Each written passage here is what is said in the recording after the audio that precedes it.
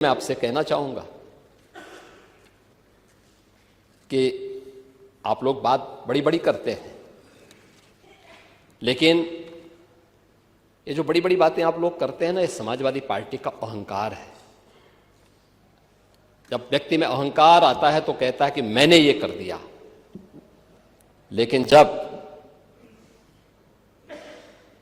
इसीलिए कोई आपको सम्मान नहीं देता समाजवादी पार्टी को। सत्र के पहले प्रदेश के सामने ये पहचान के संकट से प्रदेश तरसता था समाजवादी पार्टी के कारण, लेकिन आज हर उत्तर प्रदेश वासी सम्मान इसलिए प्राप्त कर रहा है क्योंकि काम सरकार की एक टीम कर रही है, परिणाम है, लेकिन दुनिया कह रही है कि यूपी के अंदर अच्छा हो रहा है, तो पूरा उत्तर प्रदेश सम्मान प्राप्त कर रहा है। यानी अहंकार तब आता है जब कहते हैं कि साहब हमने ये कर दिया, लेकिन सम्मान तब पाते हैं जब दुनिया कहती है कि आपने अच्छा कर लिया।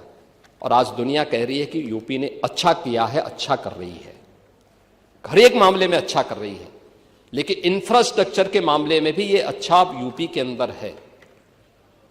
एम्प्लॉयमेंट, आप एम्प्लॉयमेंट की बात कर रहे थे, आपने शिक्षाविद भरे तो थे लोक सेवा आयोग में भी और शिक्षा आयोग में भी,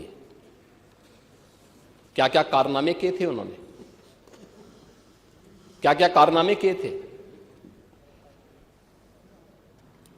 जो हाई स्कूल 3rd डिवीजन था, इंटरमीडिएट 3rd डिवीजन था, आयोग का अध्यक्ष हो गया था।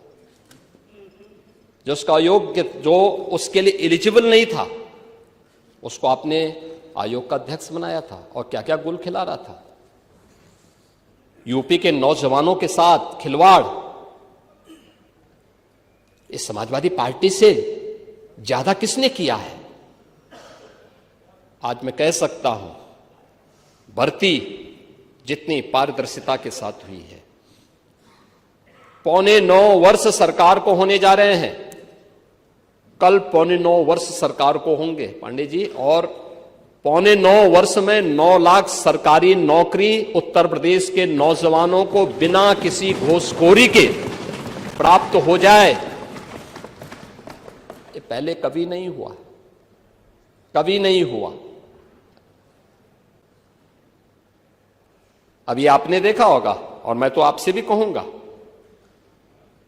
अभी हाल ही में हम लोगों ने 60,244 पुलिस कार्मिकों की भर्ती की थी, आरक्षी भर्ती की।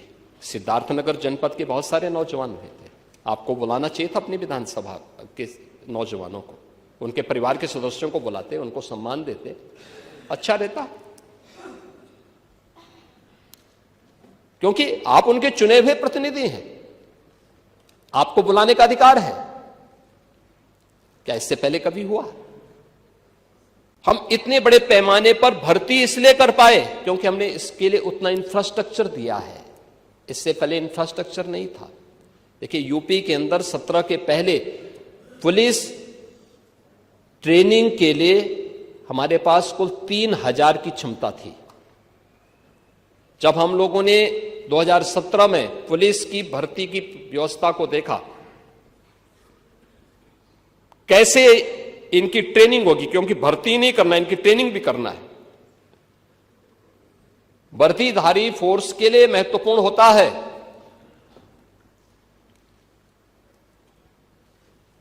कि जितनी अच्छी ट्रेनिंग होगी, यानी ट्रेनिंग के दौरान जितना पसीना बहेगा, उतना ही सेवा के दौरान खून नहीं बहेगा। ये किसी भी यूनिफॉर्मधारी फोर्स के लिए महत्वपूर्ण होता है। और इसमें ट्रेनिंग में आपने ट्रेनिंग की पीरियड को कम कर दिया था, 6 साल से लेकर के, यानी 9 महीने से घटा करके 6 महीने कर दिया था। और भर्ती के लिए योग्य नौजवान को प्राथमिकता नहीं देते थे। और शिवपाल जी तो उसके मास्टर हैं, इनकी तो पीएचडी ही इसमें है। पूरी भर्ती की प्रक्रिया को तार तार हर व्यक्ति बेहाल था। आज उत्तर प्रदेश का नौजवान नौकरी प्राप्त कर रहा है। क्या शिक्षा में, क्या उत्तर प्रदेश लोक सेवा आयोग में, क्या अधीनस्थ सेवा चयन आयोग में, क्या पुलिस भर्ती बोर्ड में, और भर्ती की इस प्रक्रिया को ही पारदर्शी बनाने के लिए हम लोगों ने हर एक स्तर पर उस प्रकार के तंत्र को विकसित किया है। और इसीलिए शिक्षा आयोग में भी उत्तर प्रदेश के रिटायर्ड डीजीपी को बिठाया है कि जैसे माफिया की कमर तोड़ी गई है, नकल माफिया की कमर को भी वहां बैठ करके ऐसे तोड़ना है। क्योंकि नकल माफिया आदत तो आप लोगों ने खराब की थी, लेकिन उनकी आदत को सुधारने का काम, क्योंकि जब भी कोई हैंकड़ी दिखाता है तो उसकी हैंकड़ी को ठीक करने का काम भी सरकार का होना चाहिए। और यही हमारे पद की शपथ भी है। एक सज्जन को सुरक्षा, लेकिन दुर्जन को ठिकाना लगाने का काम। परित्राणाय साधूनाम विनाशाय च दुष्कृताम, यही तो है। और इसी के लिए बैठे हैं, भजन करने के लिए थोड़ा बैठे हैं। भजन करना तो हमारे पास मठ पर्याप्त है, उसी में कर लेते हैं।